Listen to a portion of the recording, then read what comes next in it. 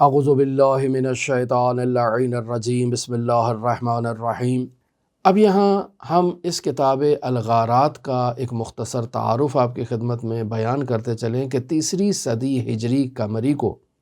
یہ کتاب الغارات تحریر کی گئی۔ اس کتاب کی جلد نمبر 2 ہے، صفحہ نمبر 848 ہے، اور وہاں پر یہ زیارت امین اللہ کو درج کیا گیا ہے۔ اس کتاب الغارات کے مصنف ابراہیم بن محمد بن سعید بن ہلال الثقفی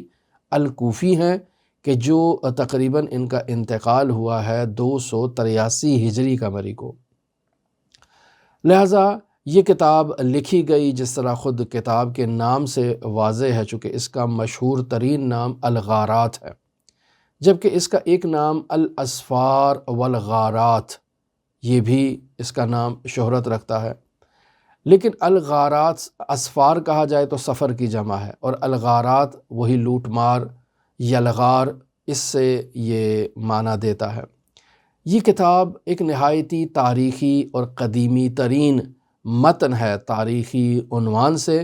اور یہ ابراہیم بن محمد بن سعید بن ہلال الثقفی الکوفی جو ہیں، جن کا 283 ہجری قمری کو انتقال ہوا، انہوں نے اس کتاب کو تحریر کیا، اور اس کتاب کو تحریر کرنے چکے امیر المومنین علی ابن ابی طالب کے شیعہ تھے۔ تو کتاب کو تحریر کرنے کا بنیادی مقصد امیر المومنین کی حکومت کے دوران جنگ نہروان کے بعد جب حکومت شام کی جانب سے بوسن بن ارطاح اور نعمان بن بشیر جیسے افراد کو اور اس طرح کی اور بہت سارے افراد کو ہائر کیا گیا، اور انہیں یہ ذمہ داری سونپی گئی کہ وہ اسلامی اسٹیٹ پر، اسلامی ریاست پر، یمن، حجاز، عراق، ان پر حملہ آور ہوں، اور وہاں مقیم مسلمانوں سے غارت کریں، لوٹ کھسوٹ کریں، ڈکیتی کریں، مسلمانوں کا قتل عام کریں، اور ایک خوف و ہراس کی فضا کو قائم کریں، ایک ماحول برپا کر دیں۔ لہٰذا مصنف نے اس کتاب میں صرف غارات ہی کو بیان نہیں کیا ہے، اس کتاب میں امیر المومنین علی ابن ابی طالب کے حالات زندگی میں، امیر المومنین کے خطبات کو، امیر المومنین کے خطوط کو، نصیحتوں کو، جنگوں کو، اور دوران خلافت پیش آنے والے واقعات کو بیان کیا ہے، جن میں اہم ترین واقعہ یہی غارات ہے۔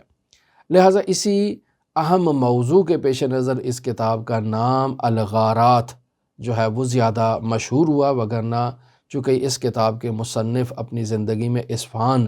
تبلیغ کی خاطر ہجرت کر گئے تھے، لہٰذا اسفار بھی ان کے موجود ہیں جو انہوں نے اپنی زندگی میں سفر کیے ہیں، لیکن اس کتاب کا نام جو ہے وہ الغارات شہرت رکھتا ہے۔ پس یہ ابراہیم بن محمد بن سعید بن ہلال الثقفی الکوفی ایک شیعہ فقیہ ہیں، محدث ہیں، مورخ ہیں، اور تاریخ اور حدیث اور سیرت اہل بیت علیہم الصلاۃ والسلام پر اس مصنف کی ایک نہایتی گہری نظر ہے۔ علماء علم رجال ابراہیم بن محمد بن سعید بن ہلال ثقفی کوفی کو ایک نہایتی مورد اعتماد شخصیت جانتے ہیں، ان کی تعریف کرتے ہیں، ان کی تمجید کرتے ہیں۔ دعا گو ہیں خداوند متعال منجی عالم بشریت حضرت صاحب العصر، صاحب الامر، صاحب الزمان کے ظہور میں تعجیل فرمائے، اور ہمیں حضرت کے اصحاب و اعوان و انصار کی فہرست میں شمار فرمائے۔ اللہم صلی علی محمد و آل محمد وعجل فرج قائم آل محمد۔